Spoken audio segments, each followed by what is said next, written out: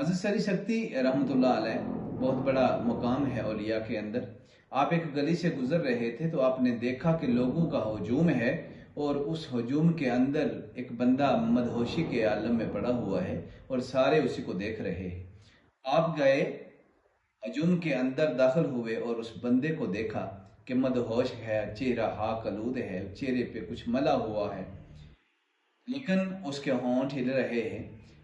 सही शक्ति रहमतुल्लाह अलैह ने जब करीब होकर सुना तो उसकी होंठों से अल्लाह अल्लाह की आवाज़ आ रही थी। आपने लोगों से कहा पानी लाया जाए। लोग पानी लाए तो आपने उसका चेहरा धोया और धोकर कहने लगे कि इसको क्या मालूम कि अजमतों वाले रब का नाम लेना और फिर शराब आलूद चेहरे से लेना ये मुनासिब नहीं होता। आप ये कह कर चले गए।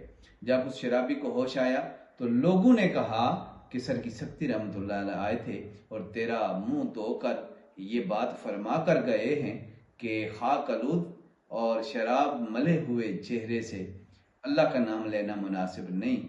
वो बड़ा शर्मिंदा हुआ और तन्हाई के आलम में जाकर अपने रब से रो रो कर माफ़ी मांगने लगा, मौला आज वक्त के एक बड़े वली को भी मेरी इस खामी का पता चल गया, मौला मुझे माफ़ फरमा दे। रात को सरी शक्ति रहमतुल्लाह अलैह ख्वाब में देखते हैं कोई आवाज़ देने वाला आवाज़ दे रहा है, ऐ सरी शक्ति तूने हमारी खातिर उसका चेहरा धोया है, हमने तुम्हारी खातिर उसका दिल धो डाला है। सरी शक्ति रहमतुल्लाह अलैह रात के पिछले पैर जब मस्जिद में तशरीफ फरमा हुए, देखा आपसे पहले एक बंदा मस्जिद में अल्लाह की इबादत में मसरूफ है। आपने गौर से देखा तो ये वही शराबी था कल जिसका वो मुंह धोकर आए थे। नमाज से फारिग होने के बाद आपने उससे पूछा क्या मामला है, कल तक तो तू शराबी था, आज तू अल्लाह के घर में रात के इस समय इबादत में मसरूफ है।